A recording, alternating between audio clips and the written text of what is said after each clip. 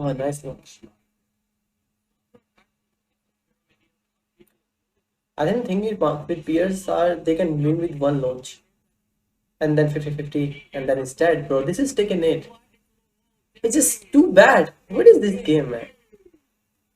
What is this game? One launch and then you have to guess 150-50 and then you are dead.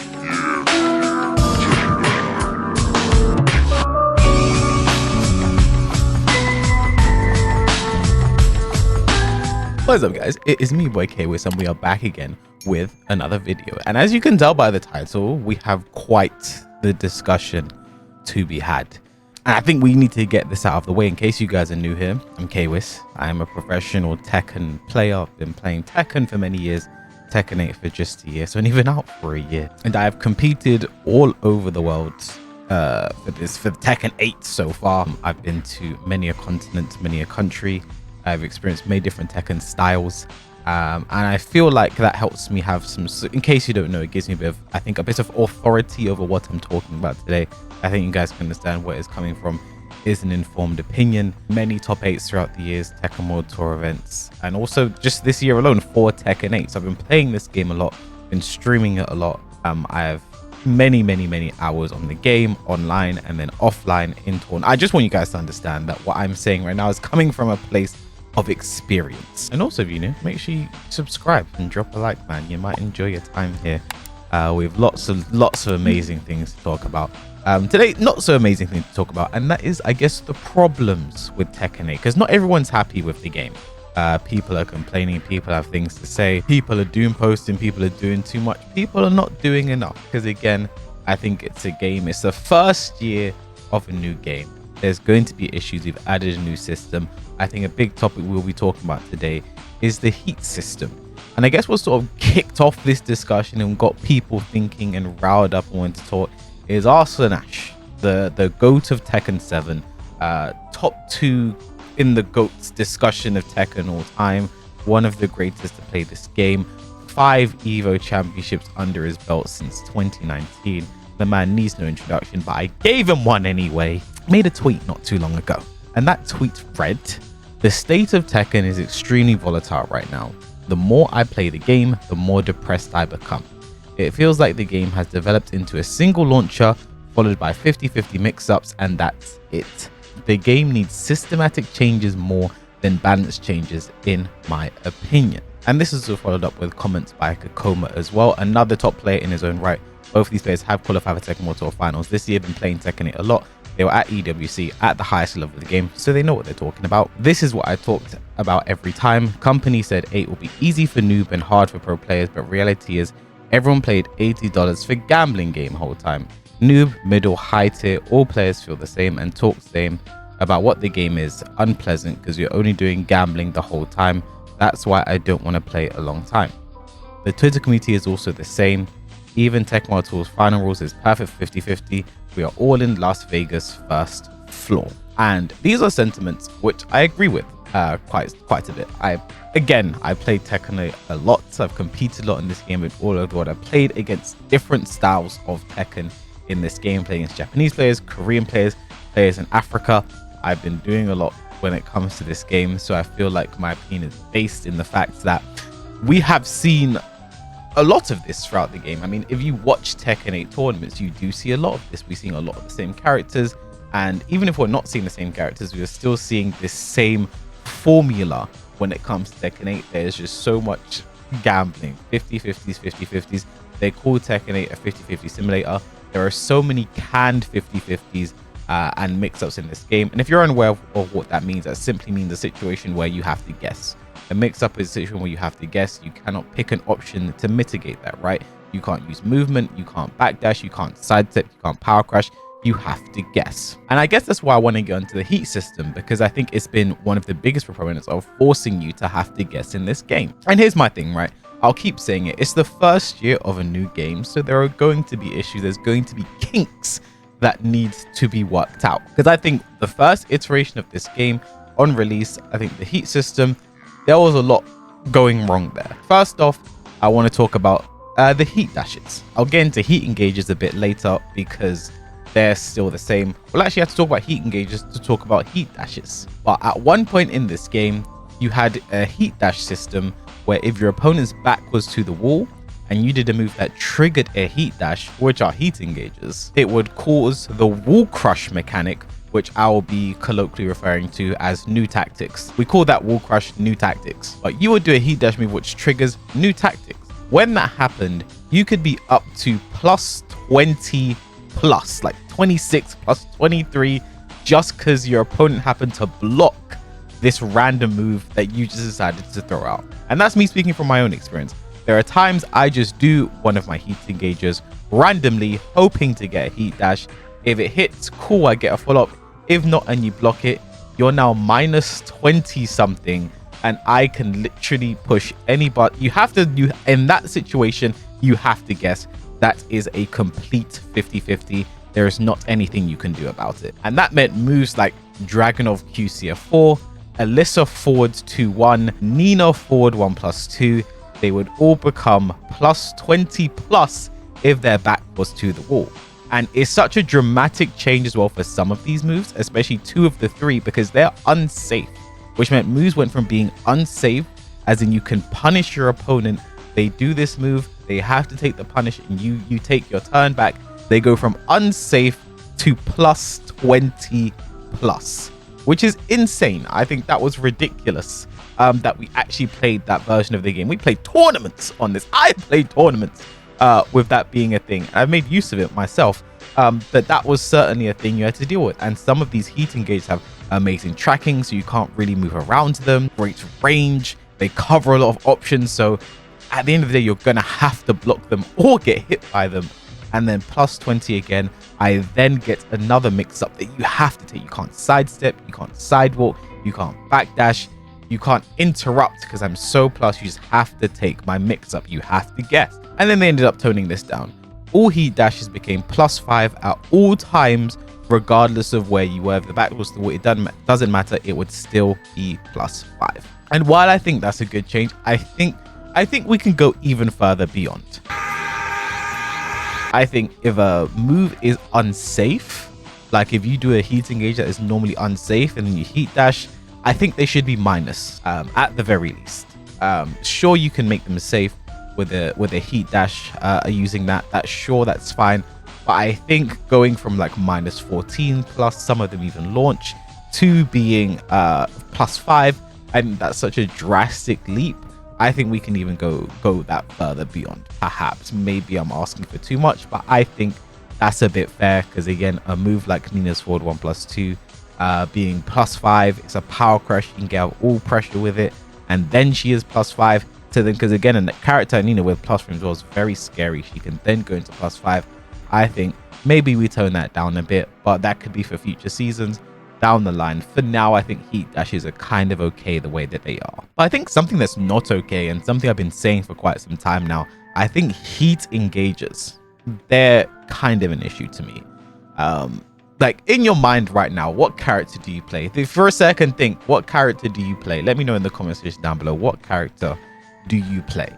I'm sure they have a move. They have a heat engage job. That's a bit of a ridiculous move. A move you can just kind of throw out with very little consequence. You just do it. Or maybe it's a very fast punish, for example, like Nina has an 11 frame heat engager.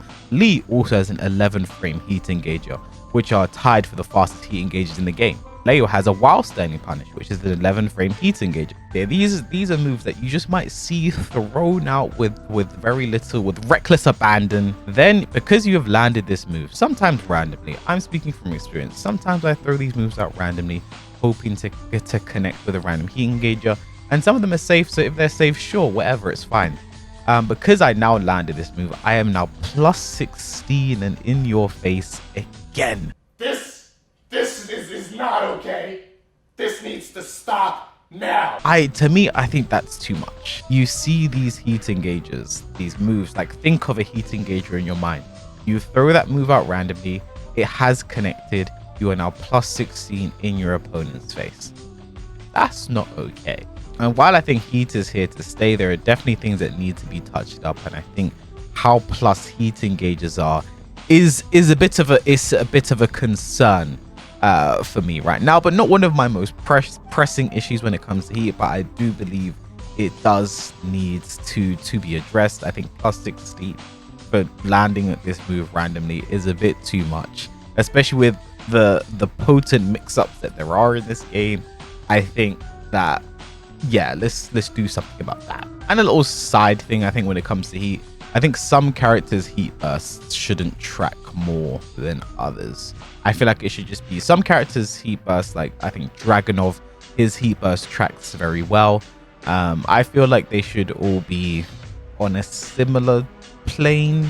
You know, I don't know if that's too much homogenization or not, but I do feel like the fact that I step a heat burst, see it come out, and I have to guess sometimes, I don't know if I've stepped enough, and then it's Dragonov, when normally I play against Lee, it doesn't track that much. So I do feel like that might need to be toned down just a little bit more, level the playing field on that. I think that's all I have to say on heat for now. I think something else is a big topic when it comes to Tekken 8, because again, Arslan Ash is talking about, you know, 50-50s. He's talking about the problems with the game, the fact that one launcher takes you to the wall 50-50 and then you die. I think movement is a big hot button issue when it comes to Tekken 8, and I don't have much to say about this. I just think buff movement, either buff movement or nerf tracking, I would say. There is many a situation in this game where you're stuck in a 50-50, character throws a move out, you have to block it. Talked about this already. If movement was better, I think just giving people more options to sort of escape those situations if they have the level to pull it off, sure, I think that's a good thing. I think it raises the skill gap a bit. You know, I think it shows the difference between certain levels of players, because I think in this game it is actually harder to tell the difference sometimes between like high level play and then like high level play. Obviously not like low level to high level, like that's just, if you say a brawler match looks like a tournament between Arslan and whoever, like, okay, you're just doing a bit too much. So like, okay, you're lying for engagement on the internet for some reason. But either way, I think that is something that could be done. But again, I worry about that because I think the devs have mentioned quite some time that they don't want there to be a massive skill gap. They want lower level players to catch up a lot easier. I think we are seeing that in Tekken 8, but that's why I'm not too optimistic about them buffing like some of the system changes like movement and stuff like that, because I think that does raise the skill gap, and I think it does mean that it then becomes harder to do, which was their objective into Tekken 8, which is to make lower level players give them an easier chance to rise up the ladder. And I do find that funny because I see most of the people that seem to be complaining when Arslan Ash makes a tweet like this, it's never normally players that like you're seeing perform very well and on a similar level and like have that respect mutually between them and Arslan.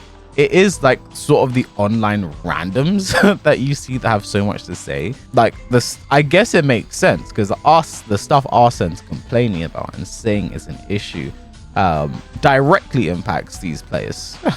If they do raise a skill gap, then it becomes harder for these people, exactly, which is why probably they have so much issue with what he's saying. I think that obviously there are a lot of people agreeing with what Arslan has to say. I think it's always very interesting when Arslan makes a tweet because people really engage. He is obviously one of the most influential figures when it comes to Tekken. One of the greatest players of all time for this game. 5 Evos since 2019 is no easy feat. And we have, you know, Tekken 8 all chiming in here like this game would be so much better if heat wasn't a thing. Thank you, Tekken 8 Ball. Big fan, by the way, of Tekken 8 Ball. Big fan. And again, I think it's interesting. I would love to see like a mode without heat in this game, like, you know, no heat completely, just to see something like that. I don't know, like a heatless Tekken 8 where the game is exactly the same. It's just there's just no heat. I think that'll be interesting to see, but I think, you know, some characters are now balanced around it, like Heihachi, for example. Like he only gets his stocks for Warrior's Instinct by going into heat. So yeah, I don't think we'll be seeing that in this game, but I'd love to see it. I don't know, because it's hard to play without heat in this game manually by yourself, because you'll just do a heat engager by accident and there's heat. So can't really do that. But Tekken 8 Ball, you know, big fan. I want to move away from talking about balance for a second, because there are more things I think lacking with Tekken 8 that would really help out with sort of everyone's enjoyment of the game. Because when I talk about balance, I'm coming from the perspective of a professional player that's playing with a lot on the line, that streams this game all the time, wants to play and have a good time. There are going to be biases in what I have to say when it comes to balance, because there are some things I say that I might be saying purely because it benefits me as a professional, right? So I think I wanted to move away from balance. I wanted to get everyone included in the discussion. I think there are some things as a game that Tekken could do very much to improve. Last night, Spag had his podcast, Heat Speak, had a number of very important figures there: Fidiox, Kkokkoma, Joker, and Rip, all on that Heat Speak, and they talked about many things going on with Tekken. One thing they brought up is rematching online in Tekken. Ranked is only first to 2. That has been a bit of an issue since the beginning of the game. People have been talking about that. Should we have more than just first to 2? Can we do it maybe first to 3? Can we bring back infinite rematch, the deathmatch system? People are a big fan of that. I personally am a big fan of that. And even if you don't think ranked should move to infinite rematch, which is fair, I guess, some people just say first to 3. You could be clogging up. Say there's only a finite number of people playing ranks at one time. An infinite rematch means 2 people could sort of lock that third guy out of playing ranked. I think for player match, for quick match, for lobbies, infinite rematch should be an absolute no-brainer. I have no idea why that is not there. Why can I not just go to quick match and just play someone over and over and over and over again, right? I feel like that makes no sense to me. I don't know, that feels weird that there is not infinite rematch in quick match. I don't know a reason for that not to be a thing. I'm sure everyone can agree that if I play quick match, I should have the choice of whether or not I want to play this one guy with nothing on the line as long as I want to, right? I don't think that's an outrageous thought. There's something Fidiox said that really perked my ear, and that is sort of copying kind of what Street Fighter 6 has done.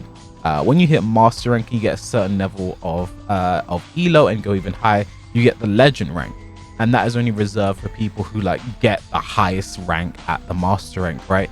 And then he said maybe we copy something like that. We have God of Destruction, and then there's extra new elo rank, and there's like an elo ranking based system from there, and that can be where the death matches happen, right? So I feel like at that point, as someone who's been playing God of Destruction ranked since pretty much since the game has been out, I feel like it gives people more to play for. I think ranked at times can be dead. You're not really running into people. There's not that many people playing. If we do have this high level elo rank system, then these players that want to still keep grinding ranked have the opportunity to do that. And if there aren't that many people online, it's fine, because I've got this guy. We can do our infinite rematch and go from there. I don't know if it's something that people want more like at a lower level. I'm not too sure, but I think we're still getting people who want it done. We're still getting people who plug.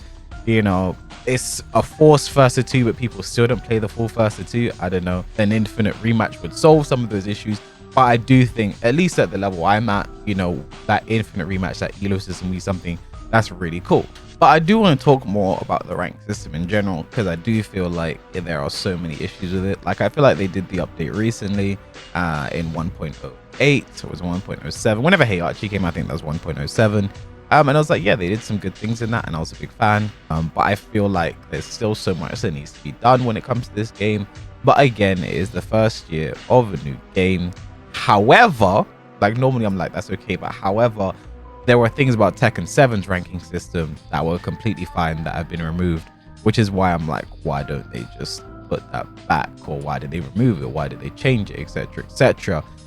So that's why I give them less leeway when it comes down to that. To Arslan's tweet, I was just going through some of the replies now, and there's one here that very much caught my eye, and it is something I do want to talk about quite in depth here. So I said it before the game was released: way too aggressive, homogenous characters, everyone is aggressive stance, rush down on crack, too many safe moves, too many 50-50s, too many power crushing moves, and remove rage arts.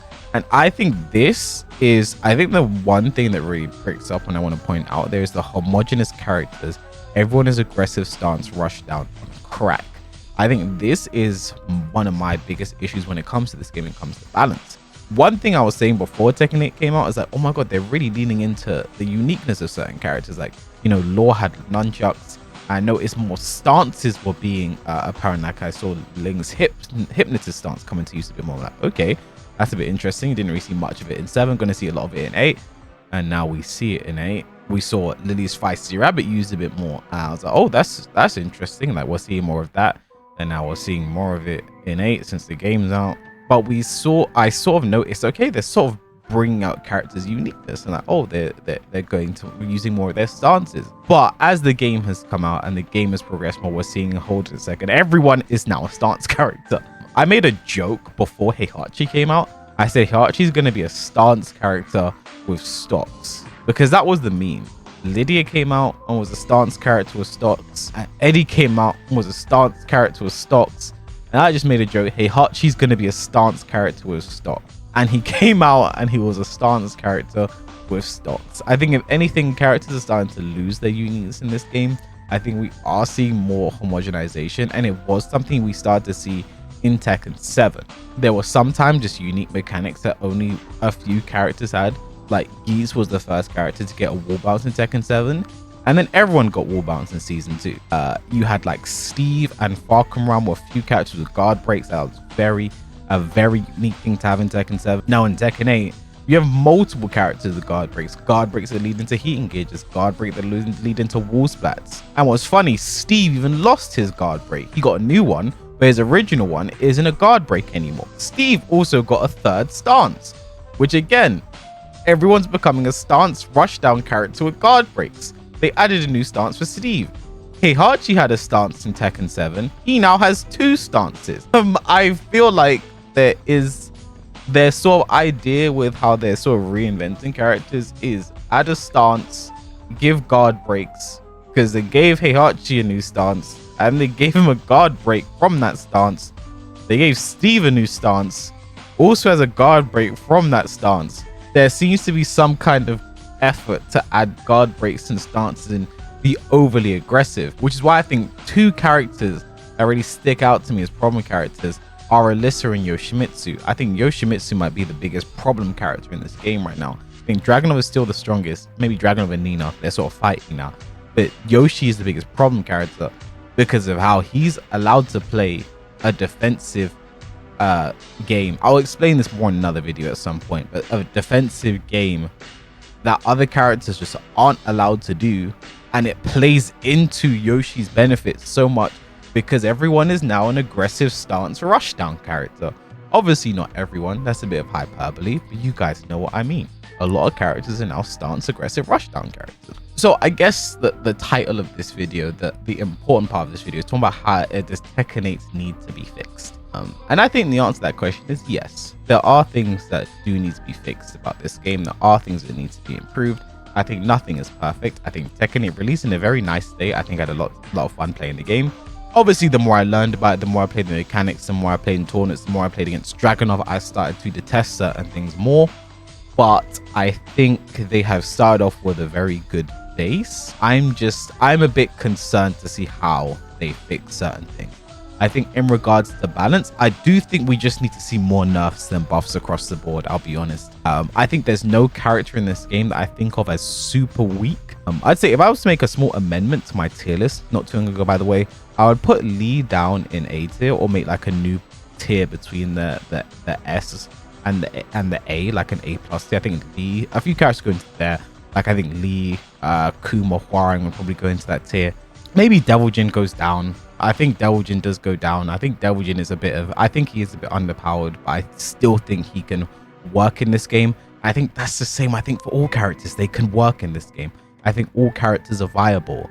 I would just say the top tiers are just so top tier that they become oppressive. I would say I just want to see more nerfs and buffs moving forward. I'm not hopeful that will be the case, genuinely. I think we are going to see some stupid buffs when season 2 rolls around. But I think if we just see nerfs to these characters, I think if they took another look at heat, I think with the way Kuma spends heat, I think he can do 5 electrics after he does a heat engager. That's kind of crazy, especially with the heat dash to catch you, you try and move or try and parry the electric, for example. Heat engagers, I think they're 2+ after they're landed. Heat dash moves, if you do a move that's unsafe and heat dash it, I think it should still at least be minus. You know, it can be safe, it can go from unsafe to safe, but it should be minus, not +5. But yeah, that's all off the top of my head right now. Like I have no script when I did this video, to be honest. I just had these tweets and I ran with it. So yeah, appreciate you guys if you watched all this way through. A like and a comment and a subscribe would go very far for me. And again, let me know, guys. I'd like to know what you guys think in the comment section as well. Like, what do you think? Like, do my points make sense? What are your issues with the game? Because again, I feel like we should be allowed to be critical about the game in a constructive way. I think some people doom post and do too much. I very much try to be as critical as I can positively, because I think I just want this game to be as good as it can be. I think Arslan is the same. I think Kkokkoma is the same. I think all these people that are crying about Tekken 8 just want the game to be as good as possible. It's our jobs. It's our careers. We have to play this game, and we just want to enjoy it. You know, there's a lot on the line. I think it's something that annoys me when I do see people criticize the things that Arslan say in a certain kind of way, like, oh, you're just crying, or you're just this. It's like, well, yes, he is very invested, because if you look at the beginning of Arslan's name, you see TMRB. That's Twisted Minds, Red Bull. That is two very big companies that are very invested in Arslan Ash's success in this game, and his enjoyment of the game also is a part that's included in his success. So he wants the game to be good. He wants to perform well for his organization. He just wants to have fun playing the game. And I think that's something we can all relate to. We just want to have fun playing Tekken 8. So thank you guys for watching, and I'll catch you guys in the next video.